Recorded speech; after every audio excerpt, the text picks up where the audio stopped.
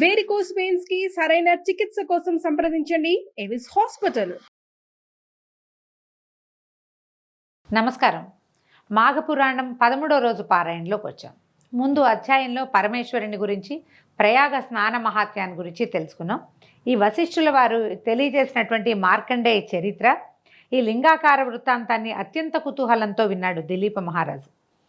ఇంకా ఎన్నో విషయాలు ఏమైనా ఉంటే మాఘమాస మహాత్మ్యాన్ని గురించి, అంటే వివిధ యుగాలలో ఎలాంటి కథలు చెప్పబడ్డాయి, అలా వాటి గురించి ఏదైనా ప్రత్యేకమైన విషయం ఉంటే తెలియజేయండి. నాకు చాలా ఉత్కంఠగా ఉంది. ఇంత ప్రత్యేకమైన మాసాన్ని ఇప్పటిదాకా నేను తెలుసుకోలేకపోయానని పరిపరి విధాలుగా ప్రశ్నించాడు. ఇంకా అడిగాడనమాట. అడిగేసరికల్లా వశిష్ఠుల వారు చెప్తున్నారు అసలు ఇది ఎవరికి చెప్పారు. ఈ మాఘమాస మహాత్మ్యాన్ని ముందు పరమేశ్వరుడు పార్వతీదేవికి తెలియజేశాడట. ఆ తర్వాత అదే విషయాన్ని బ్రహ్మదేవుడు నారదుడికి తెలియజేశాడు. దానిని నీకు తెలియజేస్తాను, శ్రద్ధగా వినమన్నాడు. ఒకనాడు కైలాస పర్వతం నందు శివుడు ఒంటరిగా తను తపస్సు చేసుకుంటూ ఉండగా పార్వతీదేవి వచ్చి, నాథా, మీ ద్వారా అనేక కొంగొత్త పుణ్య విషయాలను తెలుసుకున్నాను, కానీ ప్రయాగ క్షేత్ర మహాత్మ్యము, మాఘమాస మహాత్మ్యాన్ని ఇదివరకు వినలేదు. వాటిని కూడా మీ వలన వినవలనని కోరికతో ఉన్నాను. కాబట్టి నా కోరిక తీర్చి నన్ను ధన్యురాలిని చేయండి స్వామి అని ప్రార్థించింది. మనం సాధారణంగా చెప్పుకుంటామండి మన పురాణ గాథల్లో పార్వతీదేవి అమ్మవారు సర్వాంతర్యమైన, కానీ భర్త యందు చాలా వినయం వహిస్తుంది. ఆవిడ పరమేశ్వరుని అడుగుతుంది. పరమేశ్వరుడే పార్వతీదేవికి తెలియజేశాడు. మహాలక్ష్మి, మనం లక్ష్మీ అష్టోత్తరం చదువుకుంటాం. అందులో కూడా అమ్మవారు అడుగుతుంది. దేవివాచ అని వస్తుంది కదా, దేవదేవం మహాదేవ త్రికాలజ్ఞ మహేశ్వర కరుణాకర దేవేచ భక్తానుగ్రహకారక అష్టోత్తర శతం లక్ష్మ్యాహ శ్రోతుమిచ్చామి తత్వత అని అడుగుతుంది. తత్వం, దాని సంగతి ఏమిటి, అష్టోత్తర శత లక్ష్మి నామాలు ఎలా చదవాలి, ఏం చేయాలని అమ్మవారు అడిగితేనే శివుడు పరమేశ్వరుడు సెలవిచ్చిందే మనం రోజు నిత్యం చదువుకుంటాం. సాధారణంగానే నామాలు ప్రకృత్య నమః వికృత్య నమః అని కాకుండా పూర్వపీఠిక కూడా మనం చదువుతుంటే మనకు అసలు ఇది ఎవరికి ఎప్పుడు ఎలా ఎందుకు చెప్పారో సకా క్లియర్గా తెలుస్తుంది, సాంగంగా అర్థమవుతుంది. అట్లా పరమేశ్వరుడే చాలా రకాల విషయాలని అమ్మవారికి తెలియజేసినట్టుగా వింటుంటాం. పురాణాల్లో అది కనపడుతుంది. అయితే ఇంత ప్రేమగా, ఆపేక్షగా, ఎంతో మర్యాదగా, వినయంతో వినదలుచుకున్నాను అని అమ్మవారు అడిగేసరికల్లా ఆయన ఇలా చెప్పారట. ఏమని? మాఘమాసమందు సూర్యుడు మకరంలోంచి కుంభంలోకి ప్రవేశిస్తాడు. మకర రాశిలోకి ఎప్పుడు వచ్చాడు? మనం చెప్పుకున్న ఉత్తరాయణ పుణ్యకాలం ఉంది కదా, ఆ మకర సంక్రమణం అప్పుడు సూర్యుడు మకర రాశిలోకి ప్రవేశించాడు. ఆయన మకరంలో ఉండగానే మాఘం వచ్చేస్తుంది. మాఘం వచ్చి ఒక 3-4 రోజులు, 5-6 రోజుల తర్వాత కుంభంలోకి మారుతుంది.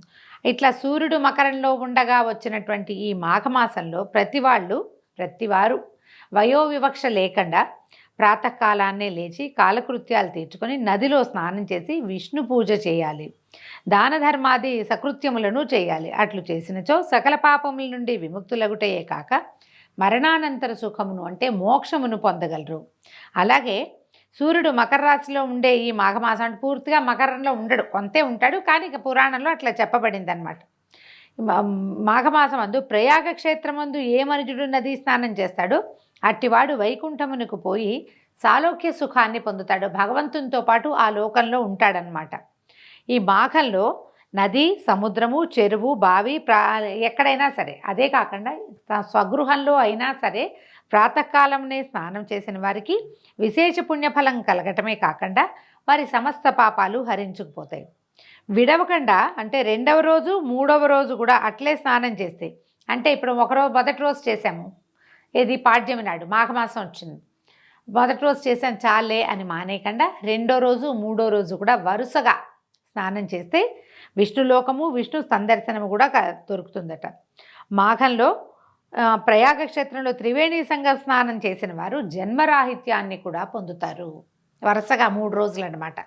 తొలి రోజు, 2వ రోజు, 3వ రోజు అంటే పాడ్యమి ప్రతిపద్దినము నాడు, ద్వితీయ తృతీయలయందు విధియ తదియల్లో కూడా ప్రయాగ క్షేత్రంలో త్రివేణి సంగమంలో స్నానం చేస్తే ఇక వాళ్ళకి మరు జన్మ లేదట, జన్మరాహిత్యాన్ని పొందుతారు. ఈ మాఘమాసంలో ఎలా చేయాలట? ఏ నీటి తావైనా సరే, నది, చెరువు, బావి, కాలువ లేదా గోష్పాదము మునిగేంత నీరున్న ప్రదేశమైన చిన్న కుండ్రంలో కూడా, చిన్న చెరువులు, దొరువులు ఉంటాయి, ఊళ్ళల్లో కనబడతాయి. ఇప్పుడు ఎక్కడున్నాయండి దొరువులు? అన్నీ బోర్లే కదా మనకుంది, పాతకాలం కాబట్టి చెప్తున్నారు అంతే. కొద్దిపాటి నీళ్ళు, ఇక్కడ ఎన్ని నీళ్ళున్నా ఇందులో స్నానం ఏమిటి అనుకోకూడదు. భూ సంబంధమైన జలాలన్నిట్లలో కూడా స్నానం మంచిదన్నమాట.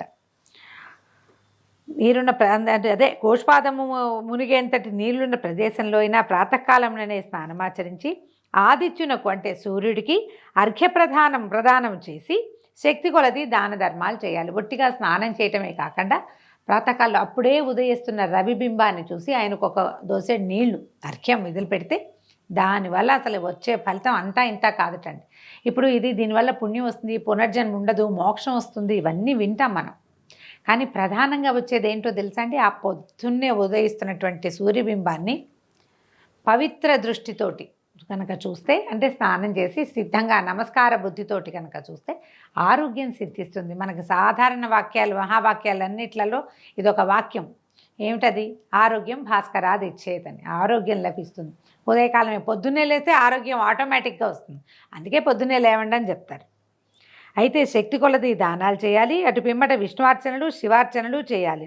ఎందుకంటే అన్ని మాసాల్లోనూ మాఘమాసము అత్యంత శ్రేష్టమైనది. సర్వదేవతలందునూ శ్రీమన్నారాయణుడే ముఖ్యుడు కదా. ఆ శ్రీమన్నారాయణుడే కదా సకల చరాచర జీవరాశిని పోషించి పెంపొందిస్తోంది. శాస్త్రాలన్నిట్లలోకి వేదశాస్త్రం ముఖ్యమైనది. జాతులలో బ్రాహ్మణ జాతి శ్రేష్టమైనది. పర్వతములలో మేరుపర్వతం ఉన్నతమైనది. అలాగే మాసాలన్నిట్లలో మాఘమాసము మిక్కిలి శ్రేష్టమైనది. ఇవన్నీ పురాణ గాథలండి, అంత మటుకే తీసుకుందాం. అయితే మాఘమాసంలో చేసేటువంటి విష్ణు పూజలు, భజనలు, సంకీర్తనలు, దాన ధర్మాది సకృత్యములు విశేష ఫలితాన్ని ఇస్తాయి. భగవంతుణ్ణి చేరటానికి భక్తి మార్గం ఒకటే సులభోపాయమని గ్రహించాలి. అత్యంత భక్తి శ్రద్ధలతో భగవంతుని సేవించినచో ఆ భగవంతుడే మన రక్షణను చూసుకుంటాడు, అన్నిటి అడగకుండానే సమకూరుస్తాడు. కాబట్టి ఈ పుణ్య మాఘమాసమందు సర్వులు భగవత్ సేవ యందు తరించాలి. చలిగా ఉన్నదని స్నానం మానేయటం అనేది ఏంటంటే రాబోయే పుణ్యాన్ని కాలదనుకోవటమే. మాఘమాసంలో అంత చలి ఉండదండి. పూర్వకాలం ఉండేది. హైదరాబాద్ లాంటి చోట అయితే చలే లేదు, ఎండొచ్చేసింది, బాగా చొరచొరలాడిపోతుంది. ఇక్కడ కొంచెం కోస్టల్ ఏరియాస్లోనూ అక్కడ కొద్దిగా పొగమంచు ఉందేమో. కార్తీకం అంత చలి ఉండదు. మనం ఇంట్లో అయినా స్నానం చేయొచ్చు కదా, కాబట్టి చేసేస్తేనే మంచిది. ఈ మాఘమాసంలో ప్రాతకాలంలోనే లేచి స్నానపానాదులు కావించి సూర్యునికి అర్ఘ్యప్రదానం చేసి నమస్కరించి నైవేద్యం పెట్టి శుభ్రమైన ధవళ వస్త్రాలను ఒక పేద బ్రాహ్మణుడికి దానం చేస్తే కనుక మంచి ఫలితము పుణ్యము వస్తుంది. ప్రతిరోజు దానం అని చెప్తున్నారు. నెలలో ఒక్కసారైనా సరే తెల్లటి వస్త్రాన్ని బ్రాహ్మణుడికి దానం చేస్తే మంచిదట. ఏదైనా ఒక కష్టం వస్తుందనుకోండి, దానికి కారణం ఏంటి చెప్తున్నారంటే పురాణంలో దాన ధర్మాది కార్యాలు చేసే వాళ్ళని అడ్డగించటము, దాతల్ని అపహాస్యం చేయటము, ఇలాంటి దుష్కృత్యాల వల్లే మనకి ఏవో ఒక ప్రాబ్లమ్స్ వస్తూ ఉంటాయట. అటు దుర్మార్గులు ఘోర నరకాన్ని అనుభవిస్తారు. సకల పాపాలని మూటగట్టుకుని యమయాతనలకు గురవుతారు. వంశక్షయం కలుగుతుంది. రౌరవాది నరక బాధలు అనుభవిస్తారు. తద్విరుద్ధంగా అంటే మంచి పనులు చేయటానికి ప్రోత్సహించిన వాళ్ళకి పుణ్యలోకాలు లభిస్తాయి. అంటే ఎవరైనా దానం చేస్తున్నా, ధర్మం చేస్తున్నా, పూజలు చేసుకుంటున్నా వారిని విమర్శించకూడదు. ఎగతాళి చేయటం, ఎక్కిరించడం, హేళన చేయటం, నీ డబ్బులన్నీ అక్కడెక్కడికో పోతున్నాయని అనడము చేయకూడదు. అది ఇష్టం. దానం చేయటం వాళ్ళ ఆసక్తి. దాన్ని ఎప్పుడు చెడగొట్టకూడదు. దానివల్ల మనకి పాపం వస్తుందని చెప్తున్నారు. శక్తిహీనులు, ఒకవేళ అనారోగ్యంతో ఉన్నవాళ్ళు, వృద్ధులు, బాలింతలు, గర్భవతులు, మరీ చిన్నపిల్లలు, వీళ్ళకి మాఘంలో శిరస్సు పైన నీళ్లు చల్లుకుని మానసిక పూజ చేసుకుని ఆదిత్యుడికి అభివాదం చేసినా చాలు.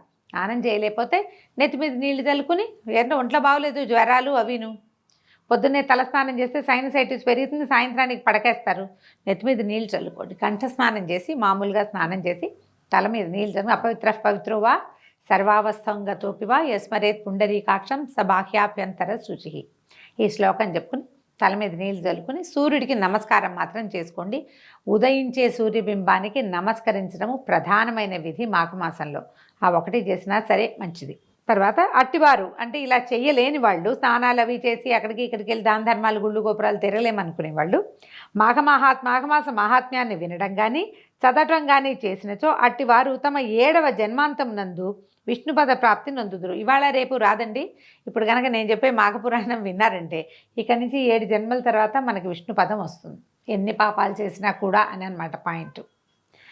మాఘమాస ఇప్పుడు దరిద్రాలు, ఇప్పుడు మనం చేసుకున్న పాపాలు తొలగిపోవాలంటే మాఘమాస విధులు చాలా శ్రేష్టమైనవి, పుణ్యదాయకమైనవి. ఈ మాసంలో 30 రోజులు క్రమం తప్పకుండా పూజా పునస్కారాలు, దాన ధర్మాదులు, భజనలు, ఆలయ సందర్శనాలు, భగవంతుని పట్ల శ్రద్ధ ఆసక్తి ఉన్నట్లయితే 100 అశ్వమేధ యాగాలు చేసినంత పుణ్యం లభిస్తుంది. బ్రాహ్మణులకు దక్షిణ తాంబూలాలిచ్చి సంతృప్తిపరిస్తే ఎనలేని పుణ్యాన్ని సంపాదించుకోగలుగుతారు. ఆ బ్రహ్మహత్యాది ఘోర పాపాలన్నీ నశించిపోతాయి. ఈ మాఘం మాసం నందు అన్ని రోజులు కడు నియమనిష్టలతో ఉంటే అతనికి రౌరవాది నరకాల నుంచి అతడే కాకుండా పితరులు కూడా, ఆయన తాత తండ్రులు కూడా అనేక నరకాల నుంచి విముక్తులగటమే కాకుండా గతించిన తన వారిని తాత తండ్రులను కూడా విముక్తుల్ని చేస్తాడు. మనకే కాకుండా మనకి రావు నరకాలు. మన తాత ముత్తాత ఏదైనా నరకబాధలు పడుతుంటే కనుక 7 ముందరి తరాలు కూడా తరింపబడతాయట. పార్వతి మాఘమాస మహాత్మ్యము, నదీ స్నాన ఫలితము ఇత్యాదులను చెప్పి తిని, కాబట్టి ఇది ప్రచారంలోకి తీసుకురండి, ఇది ప్రచారం చేయాలి, నీవును అట్లే చెయ్యి అని పార్వతీదేవికి భగవంతుడు చెప్పాడని చెప్తారు. కానీ పార్వతీదేవికి అవసరం ఏముంది? మనకు అవసరం. ఇంకెవరికైనా ఇది బోధించమని. మాఘమాసంలో ఒక్కసారైనా స్నానం చేయండి, అలాంటి మాట అయినా విని ఒక్కసారైనా సూర్య దర్శనం చేయండి, ఇలాంటి మాటలు పిల్లలకి చెప్పండి. మనం అదే చేయగలుగుతాం కదా. పని వాళ్ళకి ఎవరో మన కింద సబార్డినేట్స్ ప్రాబ్లమ్స్లో ఉన్నారు, చాలా సమస్యలుగా ఉన్నాయంటే మాఘమాసంలో చేయండి. ఇది ప్రధానంగానండి జాతకాల్లో రవి తాలూకు స్థితిగతుల్లో అనుమానం ఉన్నవాళ్ళు, ఉద్యోగాల్లో పోస్టింగ్ సస్పెండ్ అయిపోయిన వాళ్ళు, ఉద్యోగాలు పోయిన వాళ్ళు, ఉద్యోగం రాకుండా ఉన్నవాళ్ళు, గవర్నమెంట్ ఉద్యోగం కోసం తీవ్రమైన ప్రయత్నం ఎన్ని సంవత్సరాలు దండయాత్రలు చేసినా రాని వాళ్ళు, ఇలాంటి వాళ్ళకి ఇది ఉపయోగపడుతుందండి. మాఘమాసం క్రమం తప్పకుండా ఈ నెల రోజులు స్నానం చేసి సూర్యదర్శనం చేసి అర్ఘ్యప్రదానం చేసి నమస్కారం చేసుకోవటం, ఏదైనా కలిగినంత దానం చేయటం లాంటి సాధారణ విధులు పాటించిన మన జీవితానికి ఒక నియమము పద్ధతి ఏర్పడతాయి. తర్వాత నెల అలవాటైపోతుంది ఇది చేయటం. అందుకని పురాణంలో ఇలాంటి ప్రత్యేకమైన పద్ధతులు నెల రోజులు చేయండి అని చెప్తుంటారు. దీంతో 13వ రోజు పారాయణ పూర్తయిందండి. రేపు ఉదయం మళ్ళీ 14వ రోజు పారాయణతో కలుసుకుందాం. నమస్కారం.